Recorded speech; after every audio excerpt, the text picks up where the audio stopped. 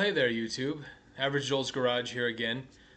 We're doing something a little bit different. Technology's kind of getting a little better for me, so I was able to figure out how to screen capture. I got my laptop up, and I wanted to show you guys some stuff because today we're talking about this. Here we go, there's the camera. 3D printing parts for your car. So, this goes into a little bit deeper of some dialogue discussion. So what is 3D printing? So 3D printing, if you don't know, is taking plastic and sometimes metal pieces and shavings and whatnot or wood and actually creating something. So everybody's seen 3D printing. Like my favorite one is probably this 3D octopus that everybody has seen somewhere, and it looks, oh, that's funny. So it looks basically like this, right? There's your classic 3D octopus. I'll wait for the browser to load here. But anyway, it's an octopus and it's cute, and that's what a lot of kids have here and there, and you're like, oh, that's really great. What do I need that for? Well, you don't. But we're talking about car-specific stuff. So if you wanted to start 3D printing parts for your car, for example, this lid here is the cap that broke off. Well, now it's fixed. But I printed this cap, and this cap is a PLA, which I'll go into in a second, but this is a PLA cap, and it is pretty hardy, and it works, and it'll go right on top of your windshield wiper fluid reservoir. So that's what this is for.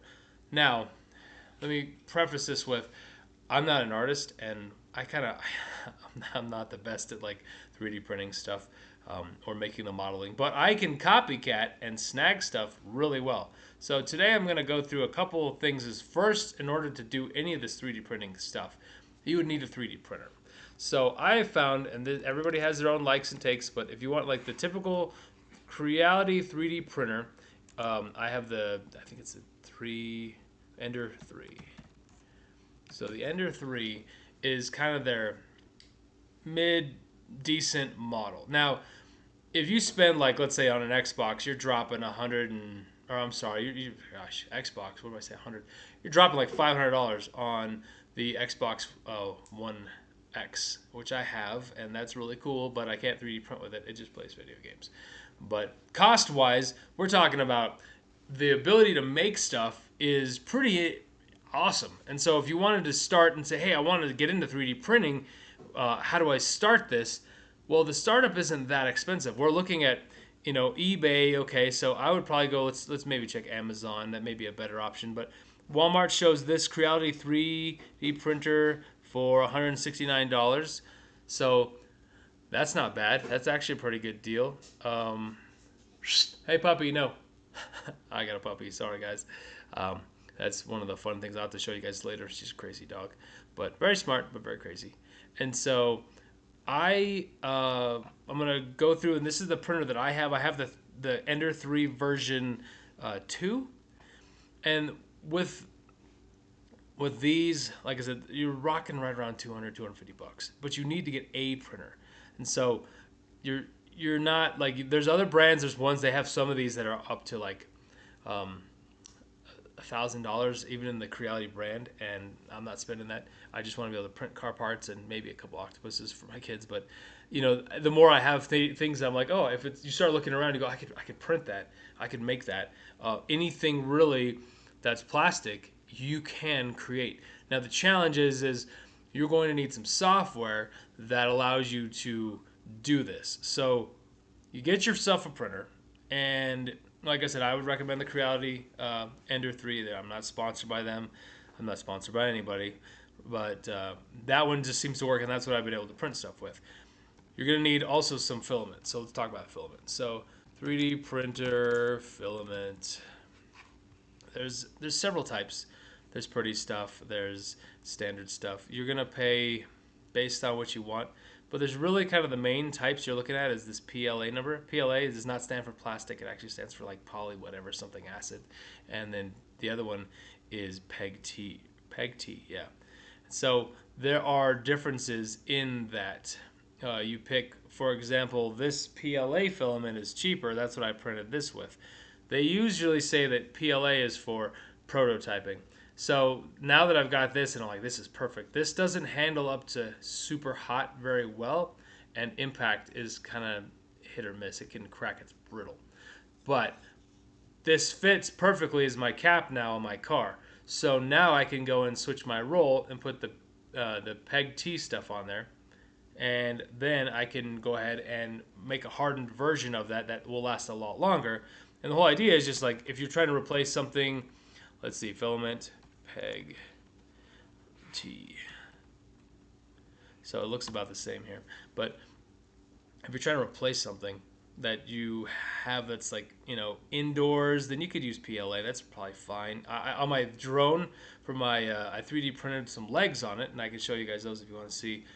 But I printed those out so that way you can continue to land and not like hit a bunch of grass, because the one that I've got, like when it lands, it kind of like hits the ground almost. It's the blades are like this far off. We have tall grass, or you're out somewhere, and you're just dealing with obstacles that you don't need to. So, but why not have a little bit of a stand? And the challenge is you have to have a stand that has to be a certain weight, because of course legally it has to be like 249 grams in order to not be like registered. Blah blah blah.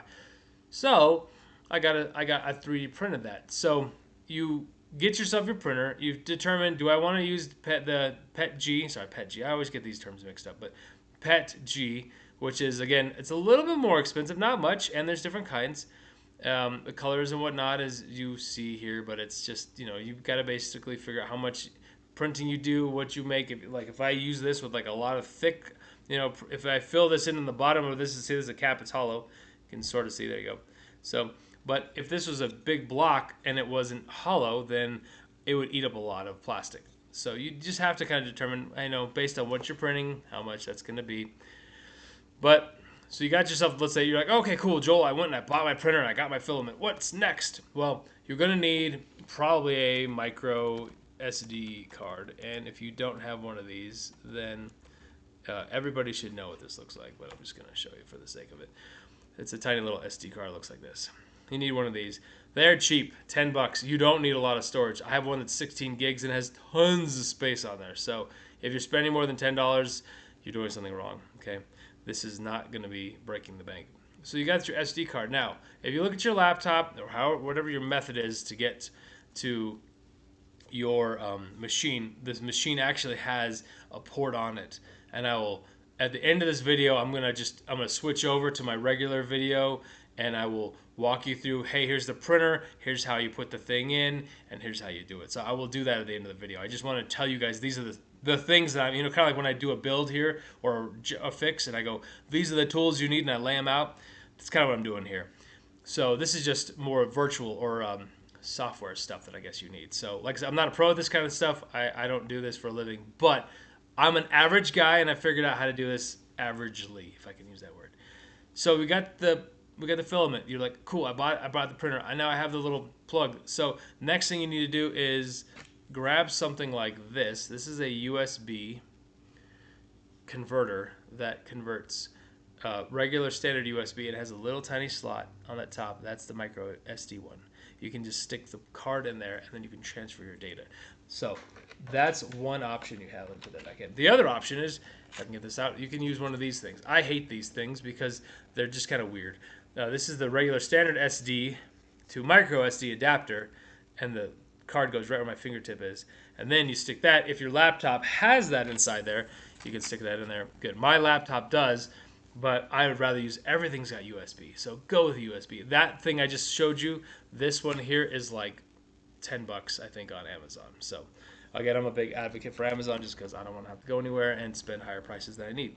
So now we have the printer. We have the filament. We have the mechanism to which transferring data between the two. We're almost there. Now you need to get your stuff to that printer. So let's talk a little bit more about how this works. When you have a printer, you need to get the files are called G-code. G-code is basically the way that the printer interprets a 3D model. So for example, what do I have? Well, I'll just keep using this cap. So let's just imagine this cap is standing here. Okay, you are seeing this in 3 dimensions. Well, what this tech does is it takes this cap and it goes, okay, I'm going to go ahead and I'm going to make, and you can't really probably see it, but if you were able to see, maybe you can see a little bit. See those lines? Those are layers. So the whole idea You know, just like Shrek, onions have layers, people have layers. Well, 3D printing has layers.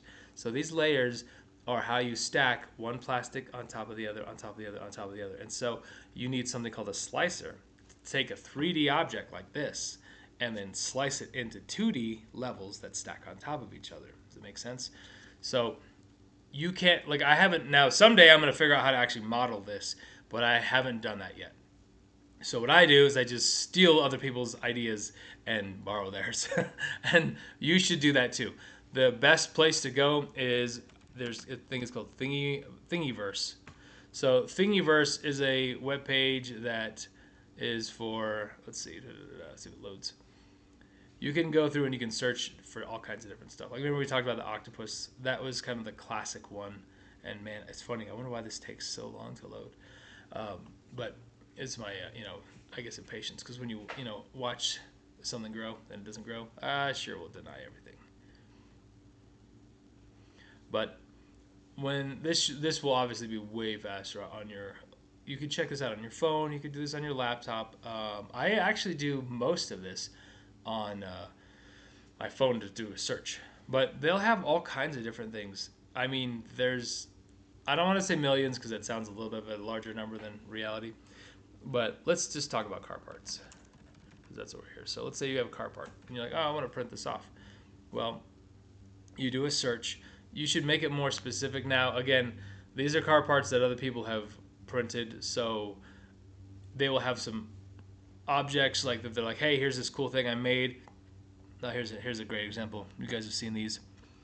These are those little plugs that we use to fix the body panels in the car. So let's click on that one. So 306 or 256, 254. Sorry, I can't read. People, close. We don't care about ads. Come on. So we found this item. We're like, we should print some of these. So now we're waiting for it to load.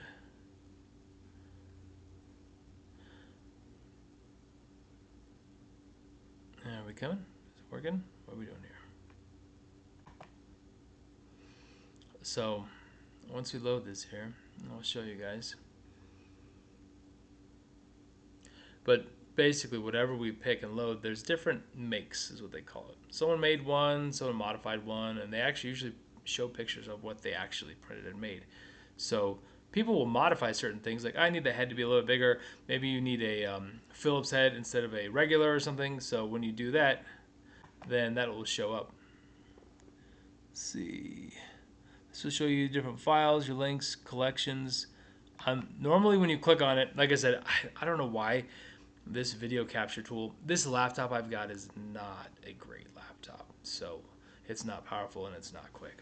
Okay, but it finally loaded. So it'll show you like different views of what it looks like. And then, what's funny is I'm trying to angle or get this to arrow down and I can't seem to interact with the screen very well. Let me see if I can, let me make this bigger. Can I do that?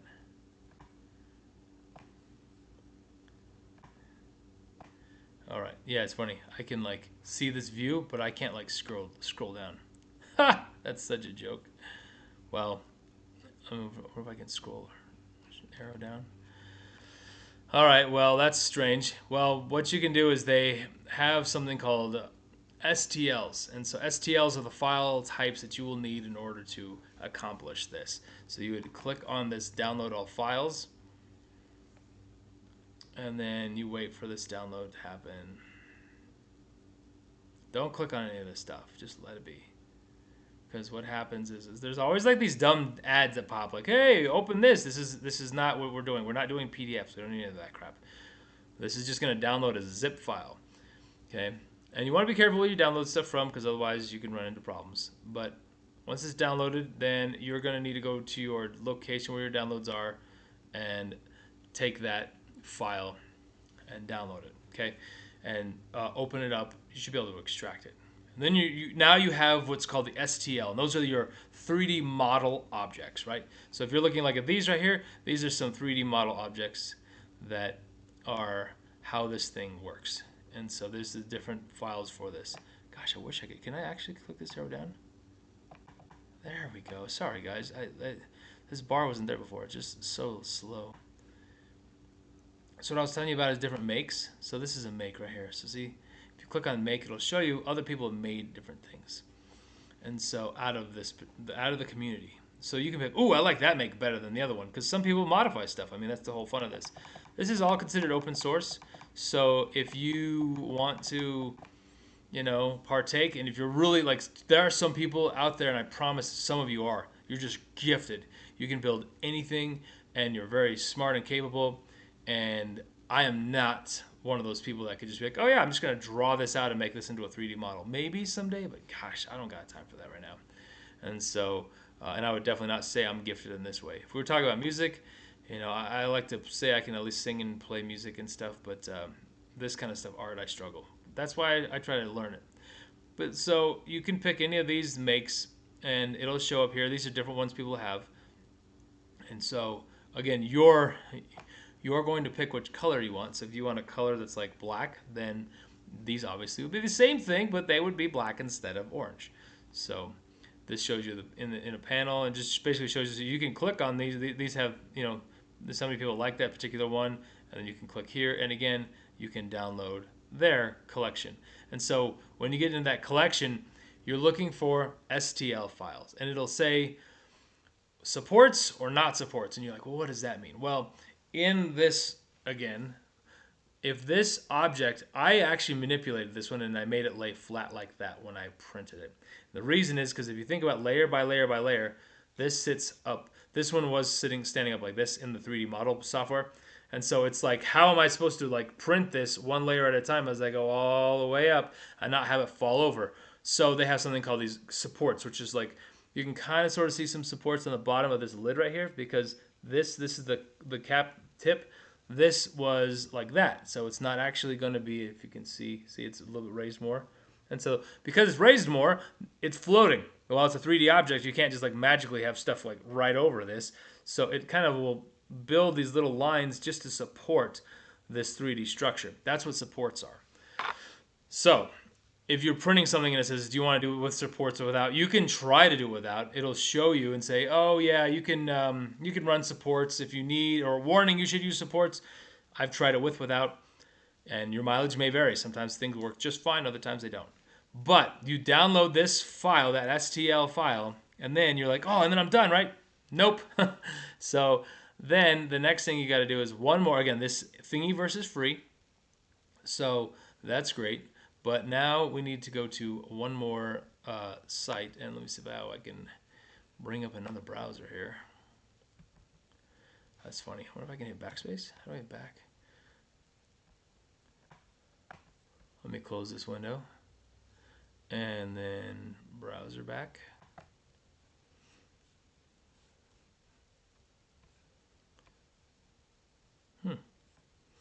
I don't see a way to do this, guys. Give me just a second. I wish you could see my display. This is an app I'm using called OBS, and it's really cool. But right now, I'm not sharing my screen. I'm just sharing the, one window, we'll say. And so I don't have, and I'm noticing on my controls, I don't even have an easy way to pause this. I can just stop it. I don't want to stop and keep splicing videos. That's kind of dumb. So let me add another source, and then I'll just do another Google. So application, add another browser. Browser 2, sure. Okay, and now hopefully we see the browser. It's gonna ask me, okay, so we're gonna go ahead and do Google again.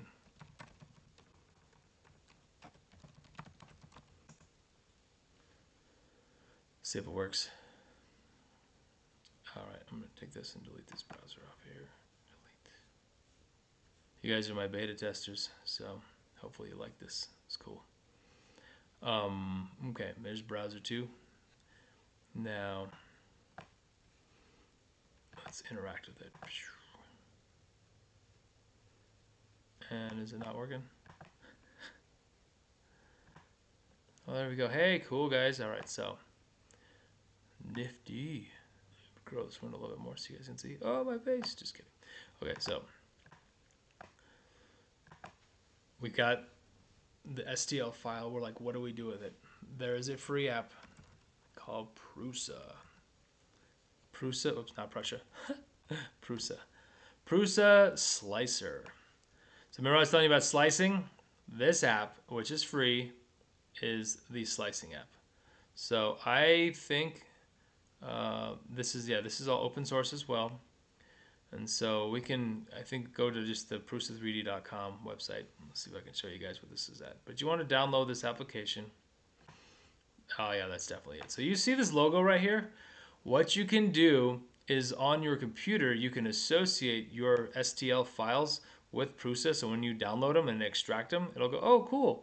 I now have an STL file and I recognize it and I'll just open it with Prusa automatically. Because most STLs don't mean anything to your computer. It's like, I don't know what that is. It knows what a Word doc is maybe because a doc is associated with Windows Microsoft Word, right? And a TXT file is a text file, okay? So that's how association works. And Windows sometimes just knows natively what those are. It has no idea what an STL file is, trust me.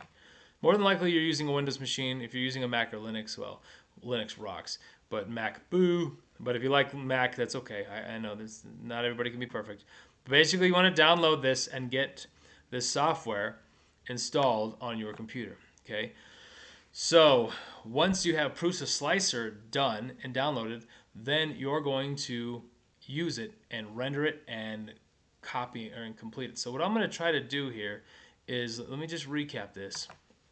So you need your printer. You need some sort of filament, okay? Obviously you need electricity.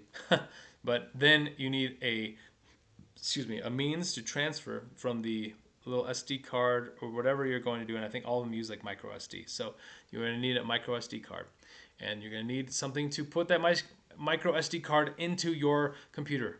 And then you could maybe do this with, I don't know.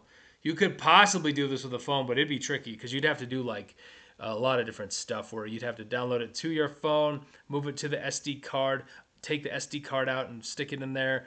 And so you could probably do that, but I usually don't undock my SD card from my phone, so maybe that's not a good idea. I don't know. It's just something to think about. But anyway, so now that you have that card, you have the ability to transfer to your 3D printer and to your computer, so that's good. We've talked about the software you need. You need the STL files that you get from Thingiverse. There's also Instructables, I think, .com is another website you can get this stuff from. And then once you have those STL files, you need to run it through the Prusa slicer or something like that. But I'm just telling you this is what I use and it works totally fine. So use the slicer. It's going to be good. And then you're going to use this application. You export that G code and then you're going to go ahead and then be able to print. So let's see if we can walk through the process of all this. So what I'm going to try to do here is I'm going to stop sharing this and I'm going to share my actual screen. And so let's see, delete the source. Where's it at? Okay. Take interact off. Nope. Hang on. I like to talk through this stuff. So, if, I think I told you guys, maybe you don't know this, but I used to work at a call center years ago. And it was kind of the worst job ever. Like, I'm not even going to lie. Like, it was just awful. Hated that job. And so what I found is that in order to walk people through clicking on things and how to do stuff, you have to like describe things like, oh yeah, look at this mouse button or click on this or this is your start key or whatever. And so you have to do all kinds of crazy stuff like, descriptions and trying to get people to understand what you're saying. So I'm one of those people where I guess I'm very verbose in my speak and talk. So if you don't like that, I apologize, but that's just who I am. So one more thing I will add, there's an application called Blender, and I'll leave that up. I'm going to show you guys here in just a second. That is the 3D modeling software that I know absolutely nothing about, but I'm going to show you anyway because I want you guys to just see what that looks like. So I've been doing a couple little 3D, this is perfect, 3D modeling things in the background, and so I'm going to see if I can get some of this stuff to you guys so you can see where all this stuff works. So let's check this out. Here we go. Okay, and then there's a washer cap, and then I need the, we're just going to do it with Prusa, I think, and so I'm going to close this window and one more. Like I said, guys, thanks for your patience. I'm not going to sit there and cut all this stuff out because that just takes too much time. I'm an average guy. I got stuff to do, just like you guys. All right, so we're ready now. Export G code. Okay, cool. And then there it is. All right, so you guys don't see anything yet. You should here in a second. I'm going to add a layer. This is going to be window capture. Add existing window.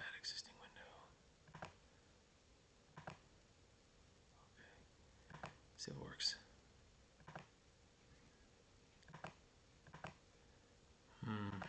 Weird. Okay, nothing yet. Hold on. Display capture. We'll just do that. Okay. Automatic. We want the monitor that we see right now. This is gonna look weird. Ah. Okay. I don't think you can see my face anymore, guys. So sorry. But now you're just hearing my voice. So, what you're looking at is the cap that I showed you guys. Now, the orange part is obviously the actual cap. And remember I told you about those supports? That's that green crap. That is right here, supports. So if I unclick this and I say none, then, oh look, they're all gone. Hooray. So I have this cap that I want to print. So I have downloaded that STL file. I have opened it inside here. This is my Toyota Corolla washer cap, which, by the way, this actually doesn't fit the Corolla that it said it did. So that's kind of funny because I went out to test it this morning and it wasn't quite there. So that made me laugh. But either way, you can spin it around. You can see that I made this flat, but let's say I wanted to adjust it. I can click on it and then change the direction, orientation, and whatnot. But in this case, a couple things I want to show you. The print settings, this is what I have it set to. It's like a 0.4 millimeter nozzle, and then 0.08 is my size of this. What do they call it? Super detailed nozzle as well. So that's basically just like that's the filament size I have, and you can set that part up when you install this app. It's actually really easy. But I would click, okay, so I've downloaded this STL file. I've gone like file, open, and then I have found the STL file. See how it says, STL? So now I'm going to slice now, and I'm going to slice it.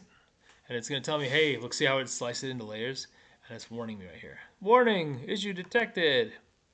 So it's already sliced it, but it just says, hey, just so you know, you have a floating bridge. You have some loose extrusions, long bridging extrusion. Who cares what this says? Consider enabling supports. That's where you just change this support to build plate only or everywhere, and it changes the supports that you have. Now we can interact with that and we can see what that looks like. Okay, so see this blue? That's what it's warning. It's like, dude, you're floating, bro. So that's not going to go well. So what I did is I just said, okay, I'll put some supports on there. So I just do this build plate only supports, and then it's like, okay. And then if I do that, now I have to slice it again. So it'll slice it. And it takes 10 seconds. It's not a big deal. But now it's like, okay, now everything looks good. It says slicing finished. There's no errors.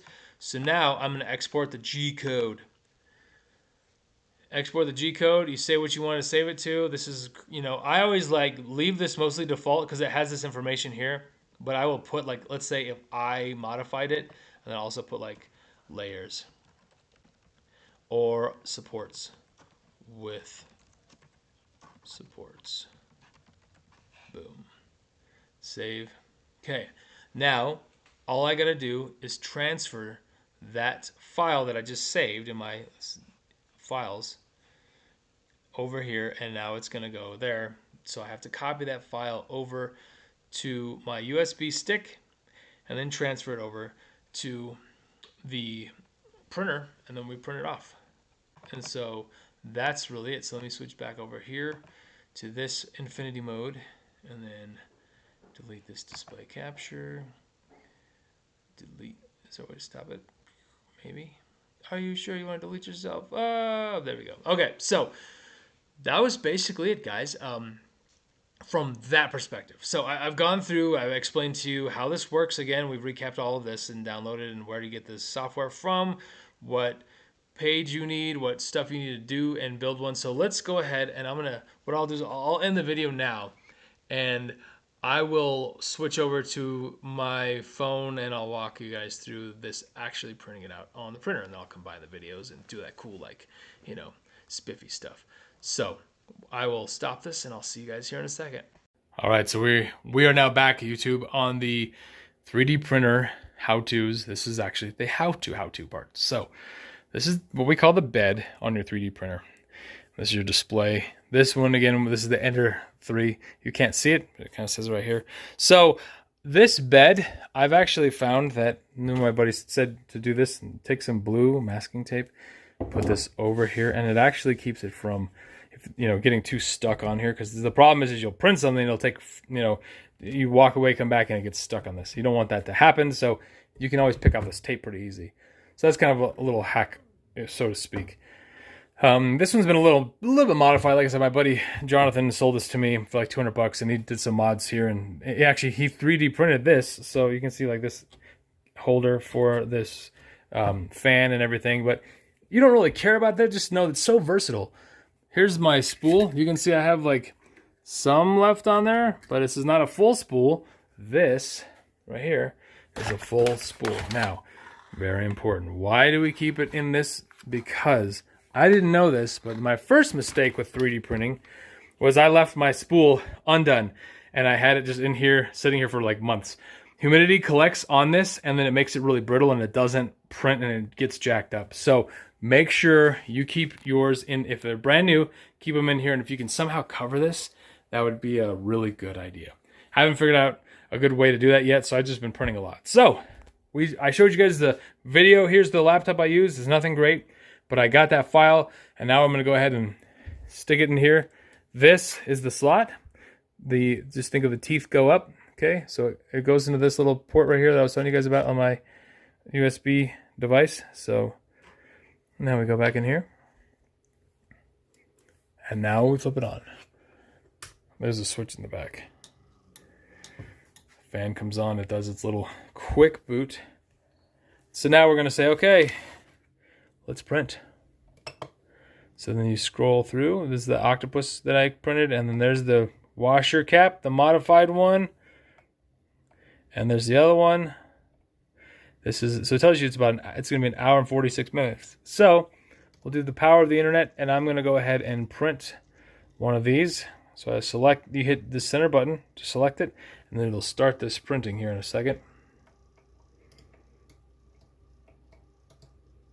Ready?